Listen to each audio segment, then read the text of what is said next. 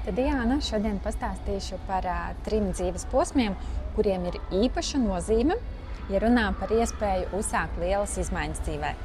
No tā, kā mēs pārdzīvojam šos konkrētos dzīves gadus, ar kādām domām, ar kādu noskaņojumu, kas ir mūsu galvā un sirdī, būs atkarīgs, kā mūsu dzīve attīstīsies un mūsu liktenis iegrozīsies turpmākajās 10 gadēs. Pirmais un vissvarīgākais posms, kas dod mums iespēju radikāli mainīt savu dzīvi, ir 33 gadu vecums. Tātad, kad mēs sasniedzam savu 33. dzimšanas dienu, ieslēdzas enerģijas, kas ietekmēs visus turpmākos dzīves gadus. Kad cilvēkam ir 33, ir svarīgi izskatīt savas vērtības, zem lupas apskatīt visas dzīves sfēras un pārbaudīt, vai visur tu ej pa to ceļu, kuru vēlies iet vēl daudzus gadus. Šajā gadā pavērās iespējas visu veco sagraut un sākt pilnīgi jaunu dzīves stāvu. Vai kaut ko tikai nedaudz piekoriģēt, ja pa lielam viss jau ir tā, kā gribās. 33 gadniekiem ir jādomā globāli par savu dzīvi, ko tu gribi sasniegt ilgtermiņā, kāda ir dzīves misija, ko tu dod šai pasaulē. Un var uzdot sev šos jautājumus, ja tev ir 33 gadi. Par ko es sapņoju? Kādi ir mani mērķi? Kādi ir mani ideāli? Kādi ir mani garīgie un dzīves principi? Kādas ir manas vērtības? Un, ja tev jau ir pār 33, tad mēģini atcerēties, kādas bija tavas domas, vēlmes un mērķi tajā dzīves gadā. Un var mēģināt pāanalizēt, kā tas, par ko tu sapņoji tolaik, tika īstenots. Un, ja 33 gados kaut ko gribēji un plānoji, un tas tagad ir realizējies, tad viss labi, tad tu ej pa savu dzīves ceļu, kas ir saskaņā ar dvēseles plānu. Man, piemēram, 33 gadu vecumā bija ļoti liels pārmaiņas dzīvē. Pēc viena notikuma, kad gandrīz nosiņoju līdz nāvei, es gulēju Madonas slimnīcā pie sistēmas un domāju, bet es taču neesmu laimīga, es negribu vairs šitā dzīvot. Un tad pamazām sākās mans ceļš uz šķiršanos, un dzīve mani atveda uz Rīgu, kur es pilnībā mainījos, gan kā personība, gan mana ikdiena pilnīgi mainījās.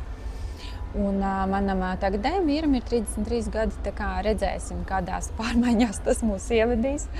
Es jau ieminējos iepriekš, ka no septembra vidus mums jāpārceļas uz kaut kur no šī brīža dzīvesvietas. Un tad tagad mēs domājam, ko tālāk, kur doties. Lūk, vari padalīties komentāros, kādi bija tavi 33, un ja tagad tieši ir, uzraksti vai jūti pārmaiņu enerģijas. Tā, nākamie izšķirošie dzīves gadi ir laika posms no 42 līdz 46 gadiem. Šajā periodā mums ir iespēja uztaisīt mega restartu, sākt kaut ko no jauna. Nevelti saka, ka 40 gadu vecumā dzīve tikai sākas. Un patiesībā tieši no 42 gadu vecuma mums ir iespēja kļūt patiesi brīviem, iepazīt sevi, savas vēlmes un veidot savu dzīvi tādu, kā mēs to vienmēr esam vēlējušies. Tāpēc periods no 42 līdz 46 ir vēl viena iespēja pārstartēt savu dzīvi. Šajā periodā ir arī ļoti svarīgi sajust, kā jūs patiešām jūtaties, vai jums ir izdevies saglabāt savu fizisko un garīgo veselību. Un, ja šajā dzīves posmā saskaraties ar kaut kādām nopietnām veselības problēmām, tas nozīmē, ka esat kļuvuši par šķēršļi paši sev. Paskatieties, ar kādām savām pārliecībām vai darbībām esat pazaudējuši interesi par dzīvi, kaifu no dzīves. Dažreiz var redzēt 40 gadniekus, kuri iesprūduši krīzē, burtiski atteikušies no sevis, kuri uzskata, ka neko šajā dzīvē viņi vairs nevar labot, un viņiem vienkārši jādzīvo tā, kā ir, un pat necenšas realizēt savas personīgās dzīves programmas. Bet ir arī ļoti daudzi, kuri šajā periodā atkārtoti apprecas, jo tieši pēc 42 gadiem cilvēki jau precīzāk saprot, ko viņi no attiecībām vēlas, kādu cilvēku viņi vēlas redzēt sev blakus kā dzīves biedru.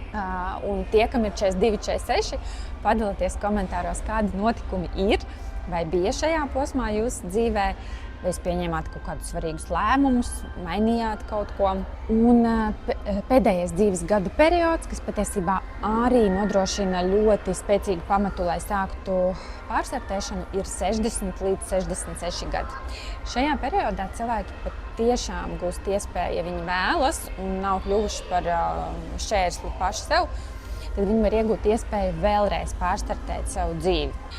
Cilvēki, kuri ir sasnieguši šo vecumu, var ļoti veiksmīgi sākt jaunu dzīvi. Un it īpaši, ja izdodas mainīt dzīves vietu vai kaut ko atjaunot, veikt remontu, ļoti labvēlīgi atbrīvoties no vecām lietām, jo tās tikai velk enerģiju, bet ir nepieciešams tieši tāds tā kā restarts, ja, lai sāktu jaunu dzīvi, realizēt savus dvēseles uzdevumus. Šis posms, 66, ir svarīgs, lai koncentrētos uz savu garīgo attīstību, lai sniegtu pēc iespējas vairāk labuma šai pasaulē. Šis var būt ļoti skaists dzīves posms, kad cilvēks ir dzīves, gudrs, pieredzējis, var dalīties ar savu viedumu. Protams, skeptiķi teiks, ka ar Latvijas pensijām baigi ar viedumu nepadalīsies un dzīvi nerestartēs.